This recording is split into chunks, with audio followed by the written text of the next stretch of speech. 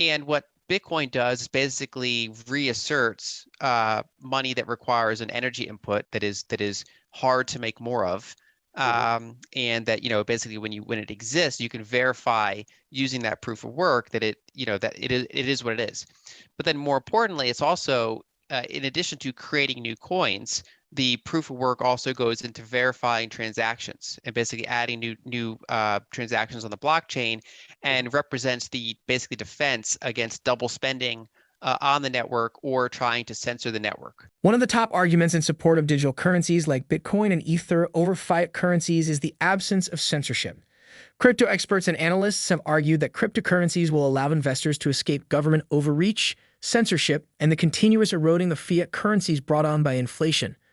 In the wake of the Ether merge, several people had noted that the popular blockchain network has forfeited a core concept of decentralization and is now open to government censorship. According to Kobe Morgan, a former FBI analyst and lead investigator at Merkle Science, a firm that focuses on crypto compliance and forensics, the transition to proof of stake may make Ether more vulnerable to government censorship. While speaking with Cointelegraph, the blockchain analyst explained that the cost of becoming a validator could result in the consolidation of validator nodes to centralized entities. Only entities that stake 32 Ether are allowed to become full validators for the blockchain platform. As a result, several market experts were worried that only big entities subject to government control would be able to afford the amount required and control the network.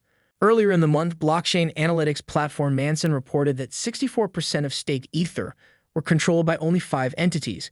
Lido Finance owned 31% of the 13.4 million staked Ether, while Coinbase, Kraken, and Binance owned 15%, 8.5%, and 6.75%, respectively. That has not changed much, according to data from Glassnode. Of the 13.7 million Ether stake as of Thursday, 10 million or 73% belong to known entities. The top 4 entities, Lido, Coinbase, Kraken, and Binance, controlled 8.13 million or 59.3% of the total Ether staked. Lido had 4.17 million Ether staked, while Coinbase, Kraken, and Binance had 1.92, 1.14, and 0.9 million Ether staked, respectively. In a recent interview, macroeconomist and Bitcoin investor Lyn Alden discusses the superiority of Bitcoin's proof of work mining over other blockchain mechanisms and protocols. Please watch, share, and like this video as Lyn Alden extensively discusses the mechanics of Bitcoin's proof of work mining. Also, ensure you drop your comments and observations in the comments section below and subscribe for more crypto-related videos. Let's dive right in. I think the automated nature of it, how decentralized and basically just like a really like a well-oiled clock, basically. And like a lot of people, I had to have multiple kind of interactions with Bitcoin before I appreciated the innovation that had happened here. And so, I first heard about it back in like 2010. I had a friend that could mine it on her computer with a high-end graphics card.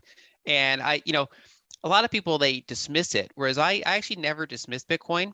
Every time I heard of it, I was like, okay, that's neat. That sounds like it's pretty cool. It's like this kind of weird self-referential automated process. And I always thought, maybe I should mine it. Maybe I could do that. And I just kind of didn't get around to it. And of course, then you can't do it anymore. And then, I would see it again, and it's like, $600, and it's making news. And at that point, a lot of libertarians were on board with it. So it was like this, kind of libertarian money. And I was like, cool, like, good luck for them. My concern was that, I was like, can you just copy this? And can't, why, how do you know there's not gonna be a better one? And so I was always kind of like not super optimistic about it ever becoming a large thing. Like I didn't really have a strong opinion that it wouldn't, but it just kind of wasn't asserting itself on my radar until I kind of kept seeing it pop up. And I think for what really kind of finalized it for me was seeing the resolution of the block size war, which really put the decentralization and immutability of the protocol to the test. And I think it passed that test pretty well. And it kind of showed some of the market dynamics around who has the power in the network. And so that degree of credible decentralization and immutability combined with network effect analysis made me start taking the network a lot more seriously, especially because a lot of my research is kind of looking at how financial markets are kind of broken in many ways. And so I just kind of view this as like the next step of technology to fix some of the issues that we have with money. So I would say that what Satoshi invented was he basically recreated commodity money, but in digital form. And so, if we go back long enough, back when people used gold or other commodities as money, that proof of work, that energy input is really what made it rare, right? So in order to get gold out of the ground and in a form we can use, you have to go through tons and tons and tons of rock. First, you have to Mhm. find it. You have to find a deposit. Then you have to all that development, all that effort. And when you have a gold coin or a gold bar that you can verify, that's essentially proof of work. It was proof that a lot of work was done to make this in this pure form here, and it's not something that anyone can just go and just create more of. It's very, very hard to do so unless you find like a new continent that's just, got all these untapped resources and things like that, which happens obviously very rarely. And so you have this very low inflation rate of gold, and it takes, work to get each ounce out of the ground. And obviously over time we shifted more towards fiat currency where money creation has no cost. It's basically it's got kind of artificial scarcity attached to it because there's various rules for how money can be created between the banking system and then certain actions from the government and the central bank. And there's kind of that kind of fragile but kind of well-oiled ecosystem there, kind of keeping the wheels on track. In some countries better than others. Obviously, there's a pretty bad track record as you go out more and more towards periphery countries. And so the more energy that goes into the network, the harder it would be, or the more cost it would be for some sort of entity that doesn't want Bitcoin to do well or wants to steal from recent transactions to go in and either censor it or do a double spend and reverse a lot of the recent transactions.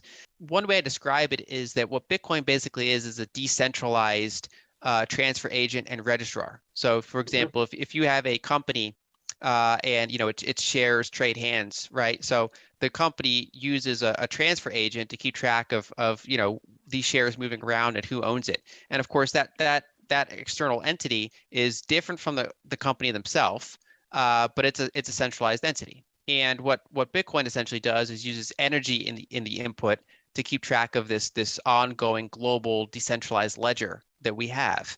And so basically, it uses energy to minimize, almost eliminate governance. Mhm. Basically, there's still some degree of governance about node operation and mining operation, but because you've automated it so much and you've used energy as kind of the arbiter of truth, it's basically about as a governance minimized system as we can conceive of.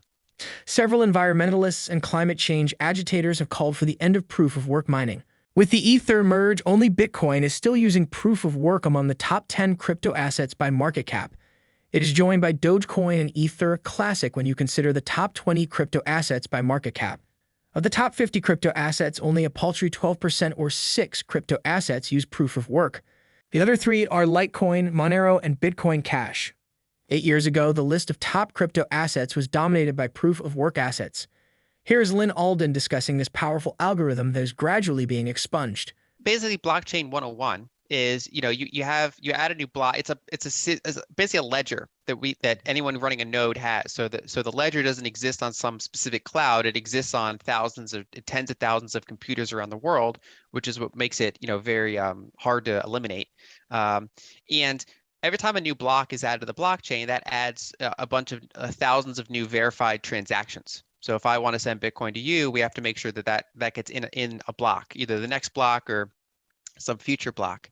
And what each block does is it leaves behind a puzzle that the next block has to solve in order Mhm. to attach onto the blockchain. And basically, the way that that's solved is by guessing over and over again. And your ability to guess is relying on processing power, which is relying on electricity. And so it sounds wasteful at first, but that process is what decentralizes it and what makes it very, very hard to corrupt. That there's no central authority that it can decide what blocks are going to be added, who gets to add them, who gets in there. It's this very democratized system where anyone who's sending transactions is offering fees in order to get into the next block. Miners around the world are keeping track of that queue and they're trying to find the next block. And then when a miner does, they go ahead and put the high fee transactions into the next block and put that on the blockchain, and then that starts the process all over again. And the reason it's called proof of work is because basically when you go back and look at the blockchain, which is over 750,000 blocks by this point, over 13 years of operation, uh, you basically have this proof of each one is shows how much kind of processing power went into it. to get that block. And so if you were to recreate a longer blockchain, it would take years of running processes in order to have that longer blockchain. Whereas if you use a proof of stake system, which they might be useful for other purposes, but they're less kind of resistant to critical errors or self-correcting, because basically they're relying on circular logic. It'd be like if a company was serving as its own transfer agent or registrar, where the shareholders decide who the shareholders are, essentially.